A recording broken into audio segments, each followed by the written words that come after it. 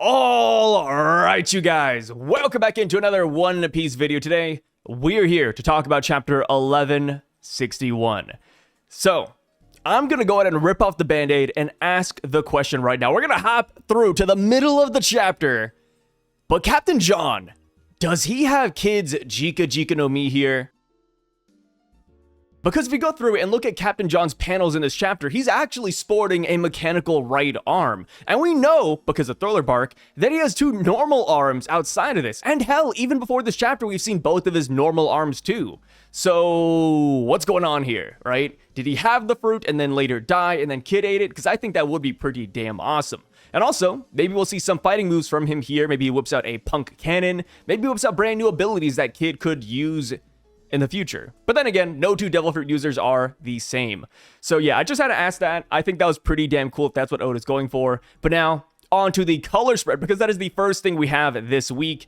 And I do not even know where to start with this. I'm looking at it right here, and there's a lot going on, right? There's at least maybe 40, 50 characters in this color spread, so it's going to be really hard to list them all off, but I'll try my best. So, we see Luffy. He is biting on a plushie of Gaimon. We have Shanks, Ace, Sabo, Makino, Dadan, Garp, Rayleigh, as well as Whitebeard, all in his arms. Whitebeard's a really odd addition. You know, I'm looking at this cast here. I'm like, okay, yeah, these are people that matter to Luffy, people that Luffy likes. Whitebeard, I get it. Luffy's on friendly terms with him, but I don't think they had that much interaction to put him in the same category as Rayleigh, Ace, and Shanks. But hey, Whitebeard is a cool plush collectible at the end of the day. We also see Kinemon, Yamato, and Momonosuke all kind of around Luffy, which makes sense, right? There were people that Luffy offered Nakama ship to, but they ended up staying in Wano. Another character we also see Carrot reaching for Luffy's knee, as well as Boa Hancock, who seemingly fell off.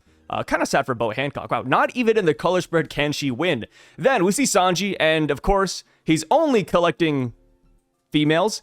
We see Pudding, we see Perona, Konis from Skypiea, we see Hiyori, Lilith, I believe we see Cammy there, and Viola. Also, I forgot to mention, but Whoop Slap is in between Luffy's legs.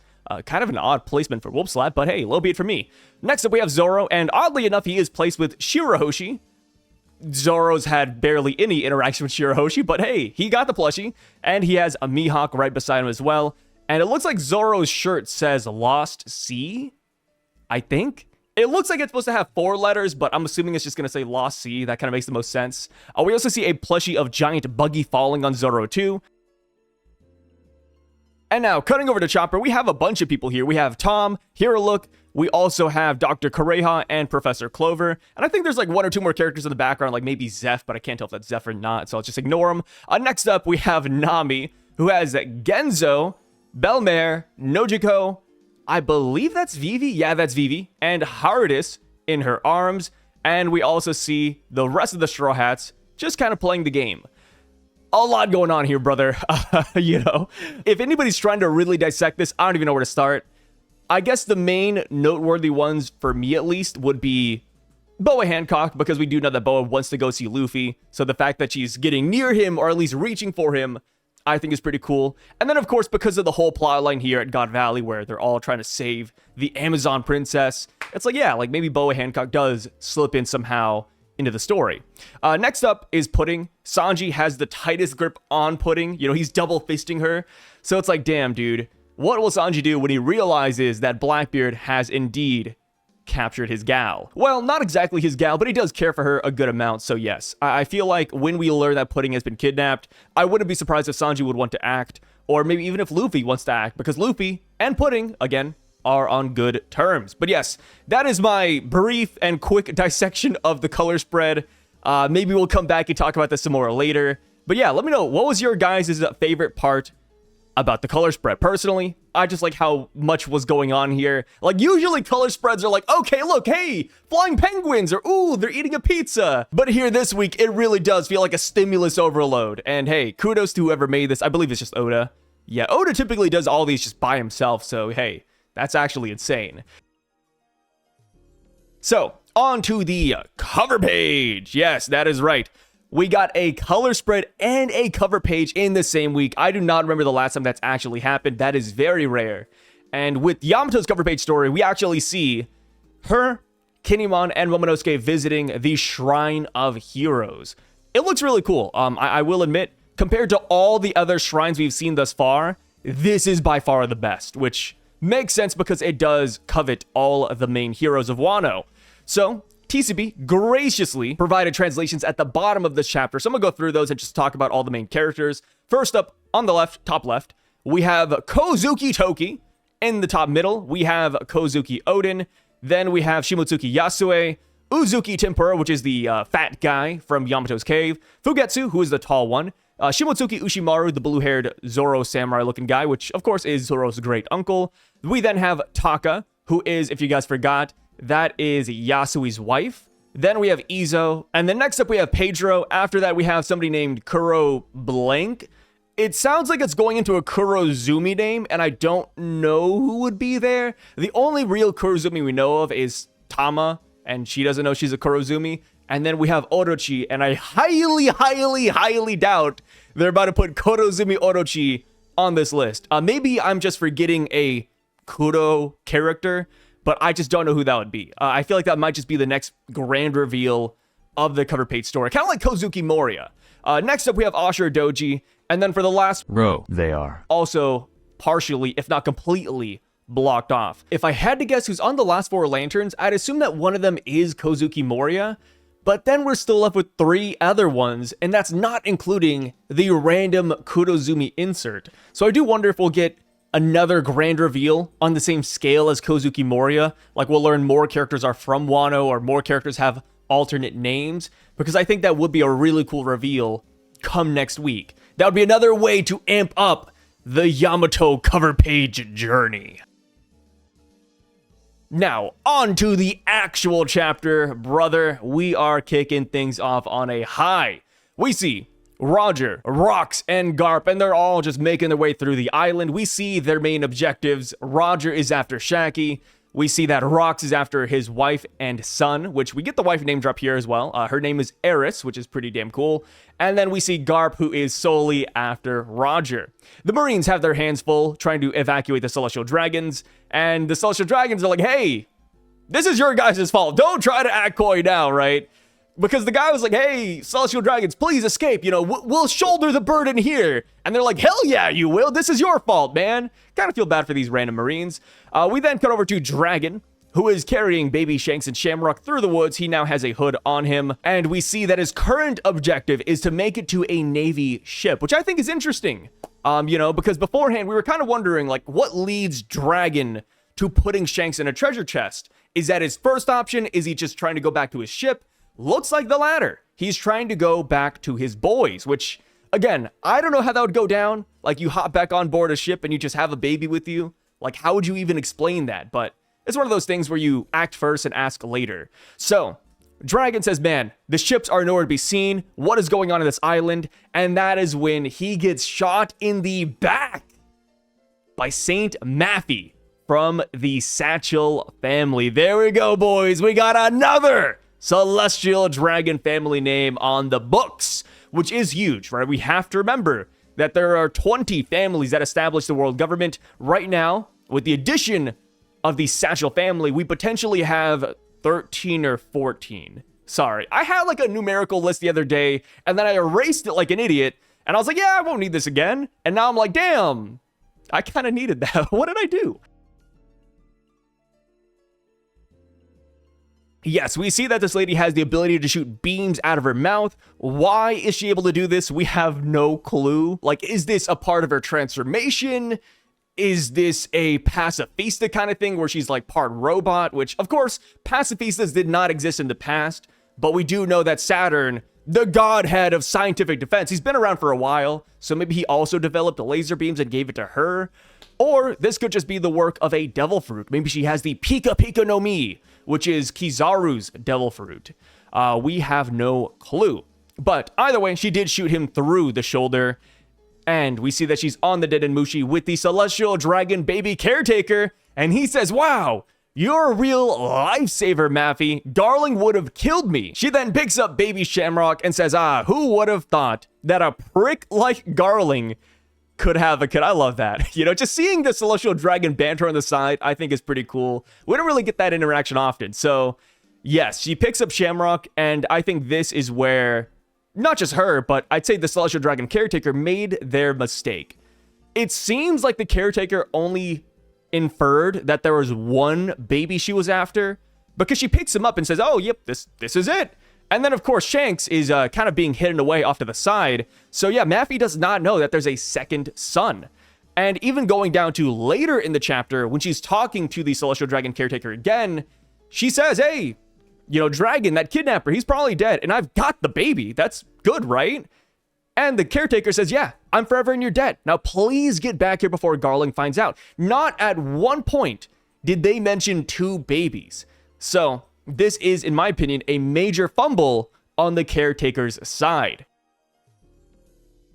So, getting back to Dragon, he's about to get stabbed and killed by Saint Maffy, which I gotta admit, I love her design, by the way.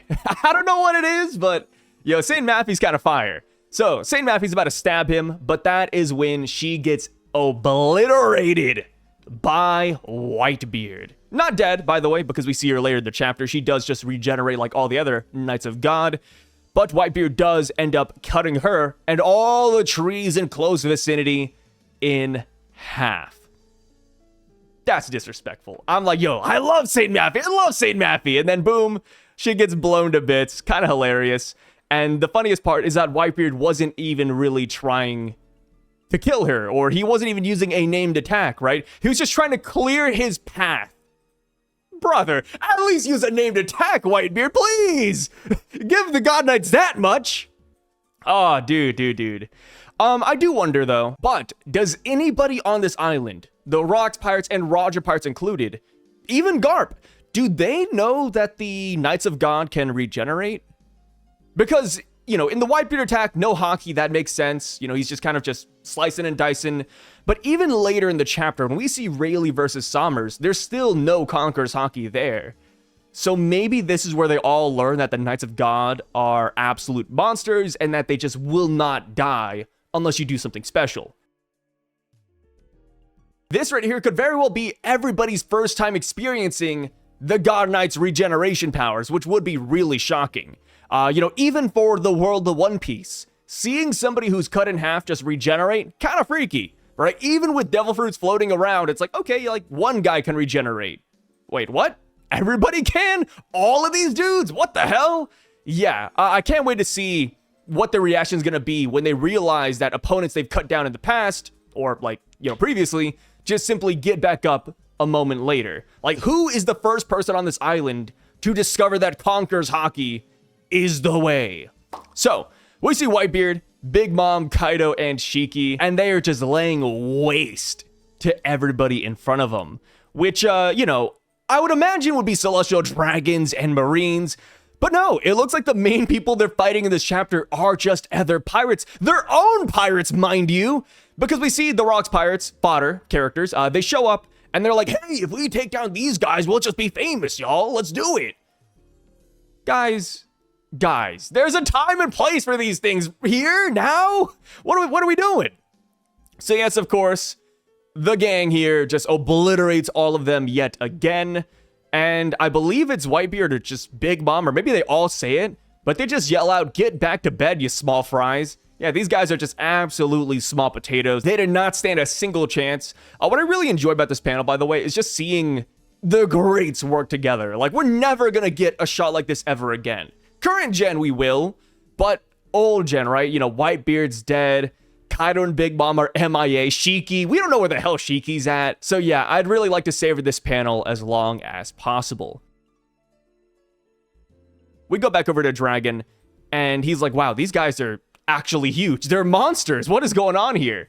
And it's funny because, you know, he sees that baby Shanks is just on the ground unconscious. Shanks has hit his head, so that's why he's not crying. He hasn't made a sound yet. And he picks him up and he runs off. So a couple of things about this. The slander has died down, but I have seen, at least when the spoilers first dropped for this chapter, I've seen a lot of people slandering Dragon, saying, hey, you know, Dragon sucks, dude. You know, Dragon almost died. He needed Whitebeard to help him. But it's like, okay, wait. I hate Dragon 10 times more than the next guy. But when I slander Dragon, it's for valid reasons. No, this isn't valid, guys. This is 17-year-old Dragon, which of course we have seen a lot of monster 17-year-olds, but Dragon here's a cadet. Right, we don't know if Garp actually trained him. People like to say that, like, oh, Garp, he showed him the fist of love. Garp gave him armament hockey. It's like, okay, we don't know that for sure, right? Garp's parenting styles could be absolutely ass for all we know. So I don't put a lot of onus on Dragon right now. I feel like he gets stronger later. Like, this is what motivates him to train. But right here, it's like, yeah, it makes sense that he lost. And then plus we're talking about a Knight of God. Like, what do you do against that, right? They regenerate. 1, she has laser beams. 2, and 3, she has the title.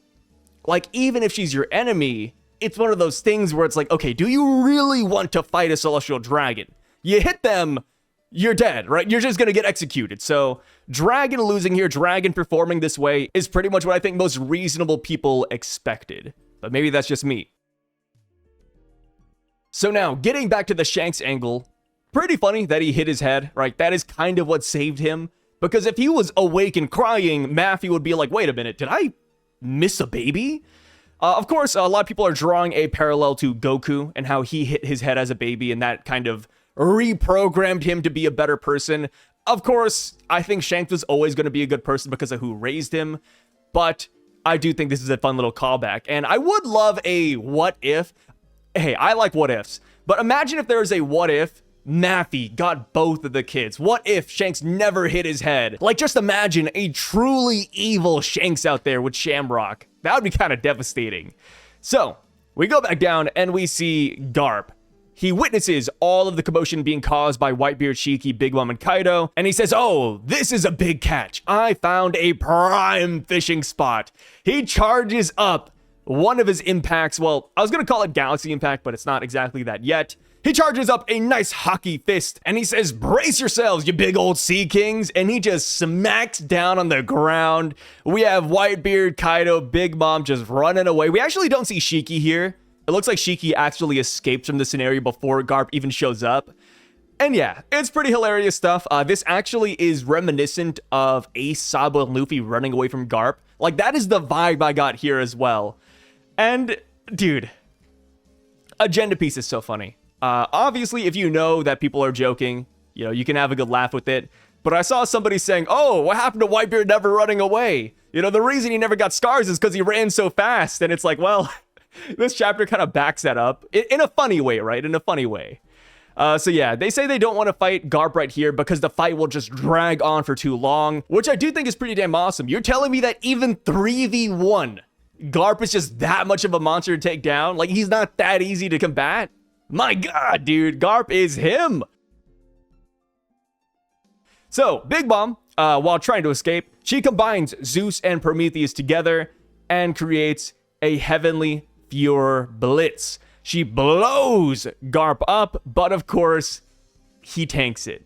He absolutely tanks the fire. We see the menacing smile, and he says, this isn't even hot enough to cook a prime rib, Lin.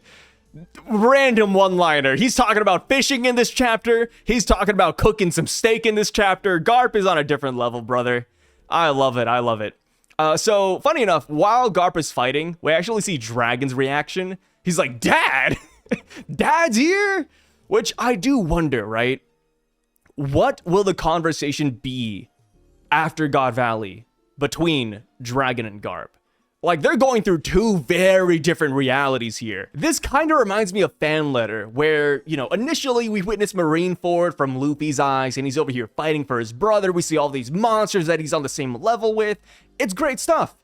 And then we switch over to Fan Letter, and it's like, yo, these Marines are dying, right? Like, these Marines are going through hell. They're probably going to leave with PTSD. That's Dragon, dude.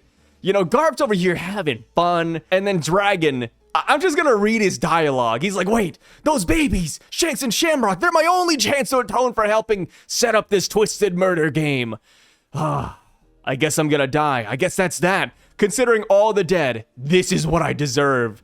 It's like, yo, that is not Garp's mindset, brother.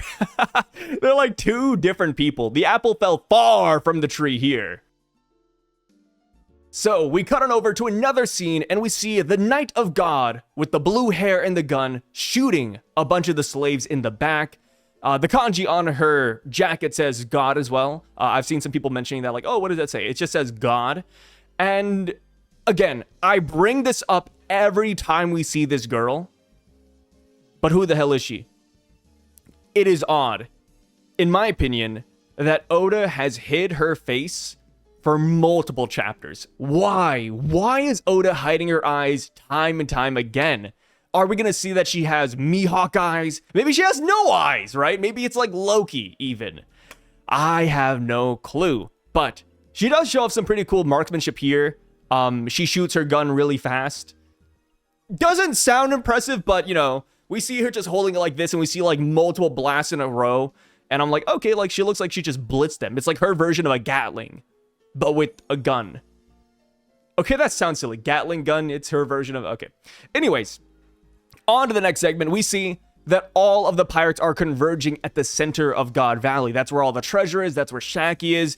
Everybody has onus to be there. We see the rest of the Rocks pirates running forward, and we have some people that we didn't see last chapter as well. I was wondering where Ganzui was, but he's here in this shot running. We also see Gil Bastar, the guy that has the ability to grow extra arms, and that's kind of cool, I guess. And then we see, of course, Captain John, like I said, with the mechanical arm, and we even see Barbell, sort of. We see Barbell's body in tank top, but Oda decides to block his face off with the dialogue box, and that's a little bit mean, Oda. You know, as a Barbell fan myself, I cannot believe they did that to my boy. Like, imagine the Straw Hats fighting in the final war, and they're all running forward, and then we just put a box over Jinbei's face. That's kind of what it felt like. So the Rocks pirates in this panel are all talking about who's gonna save Shaki first. They're like, oh, I'll save her first. Kyo says, no, I'm gonna save her. And then even Captain John says, Shaki, we're here to save you. And then, speaking of the devil, we cut over to Shaki. And we see that even though she is chained up, she has beat off all of the guards around her. But that is when Saint Sommers arrives. He comes to quell the flames of rebellion. He says, don't tell me, all of these guards were taken out by a little old lady like you. And her response is simply that it sounds like pirates are really going to town outside. And he says, how distasteful. There's nothing less cute than a woman who knows her worth, which is kind of twisted. You know, I haven't heard that iteration of it. So he goes up to her, he slaps her, she ends up kicking him, and that kick does damage, you know. Sommers is like, oh, dude, You know, like the kick of an Amazon princess, yeah, that doesn't feel great. So after she kicks him, he grabs her leg, and then that is when he smacks her with his thorny kanabo. She's screaming out in pain, and he says, you know, all these pirates are here to take you away. And hell, even if this tournament went on, Garling would just swoop you up anyways. So no one else really does gain anything from you. So I'm starting to wonder if it would just be better for me to kill you right here and now. Imagine, they come all this way to save you, and they'll just see your mangled corpse. I wonder what kind of faces they'll make. That's my guy. That's my guy, Sommers, bro. Okay, love him or hate him, right? Because he is a bad guy. Detestable even. I smitten thee. But hear me out. He's a fun villain. Like, bro, the way they write his dialogue, I just love it. It borderlines on comically evil, but it's also well thought out, if you know what I'm trying to get at. But yes, Saint Sommers is like, hey, I'm gonna smack you about 5 times, and by the 5th one, you're gonna be dead. So savor the pain while it lasts. We cut away, and we see that Roger is now clashing Whitebeard. We see the black lightning around their blades. Of course, not like their next clash that we see during the Odin flashback where they're using advanced Conqueror's Haki. Here, the blades are actually touching, which I think is pretty cool. You can kind of see the progression of strength as time goes on. So because Roger is being held up by Whitebeard, he turns over and he says, damn it, my hands are tied. I'll leave Shaki to you.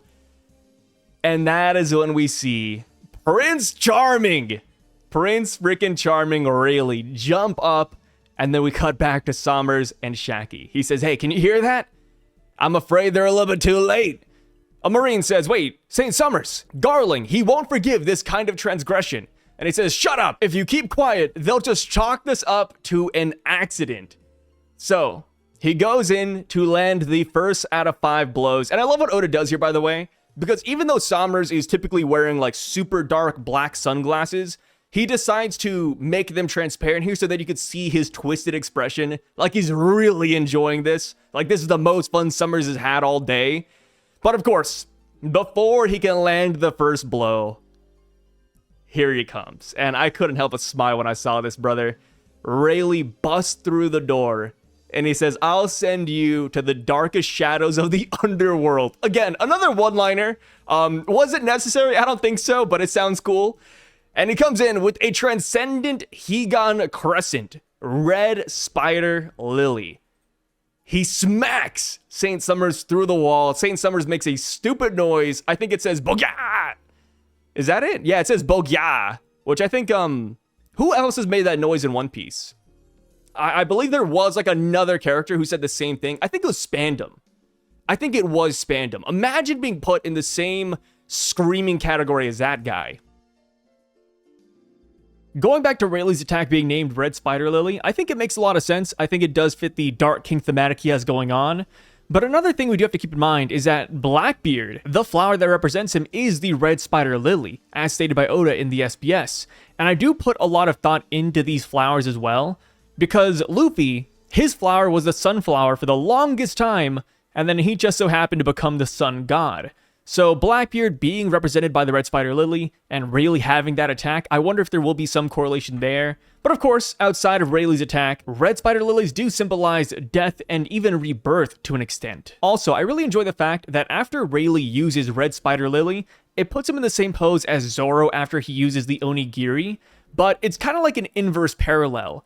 Because Zoro cuts through his opponent and he ends up on the other side, whereas Rayleigh seemingly blows his opponent away with this attack. So Sommers, he might not even have to regenerate from this. He might just be feeling the pain, and we could see him get back up next chapter. Which I do wonder, is Sommers done here? Or does he go on to fight Scopper? Because it would be crazy if Saint Sommers got beaten so hard by Rayleigh that he just ended up fearing Scopper here on Elbaf naturally, without ever actually fighting him. So, Rayleigh puts up his sword, and he says, sorry for the delay. We see the note that Shaki left him. We get a little flashback panel of that, where she said, come and make me yours. And Rayleigh reaches out the hand and says, I'm here for you. She starts crying. She says, Ray, you're late. And he says, sorry for letting it come to this. He's also crying here too. Yeah, this is a really emotional moment. You know, it almost got a tear out of me. And then, of course, Rayleigh says, I'll never, ever. He gets cut off by Roger and Scopper, who says, hey, save it for later, you dog. And then that is when the Roger parts declare that they've got Shaki. It's time to grab the treasure and book it the hell out of here. End of the chapter. No break next week. So, they want to leave. It's not going to happen. We know that there are interactions here on this island that we have not gotten yet. So even though they do want to leave the island ASAP, something is going to drag them back, right? We haven't had the Rocks and Roger interaction. We haven't had a Roger and Garp interaction, which I think is a little bit odd, right? Garp, you should know where they're at, man. Go to the center of the village to find your boy. And of course, another interaction I'm looking forward to is Garling interacting with literally anybody. Because somehow, some way, Garling is nowhere to be found. I think most of the Knights of God aren't. Like, Garling, your kids are missing one, which, you know, obviously they're not trying to tell him that. But two, like, you know where these big guys are at. Like, he's not even fighting fodder. Like, where's Garling? And then, of course, Gunko, right? Gunko should have the ability to switch sides with Emu. So, yeah, I am curious to see when the Knights of God will start doing something better. But we'll see. We will see. But yes, that is it for the chapter, guys. Short, sweet, and simple. Look at that. I condensed it really well, huh? Is this one of the shorter reviews? I think it is. But it is a pretty straightforward chapter. Let me know what you guys thought about it all down below. Let me know all your theories, thoughts, and opinions, because we will be back in the next couple of days to read through the comment section. So if you want your comment read, make sure to drop it down below. And I'll see you guys next time. Stay safe, peace out, and have a great weekend, brother.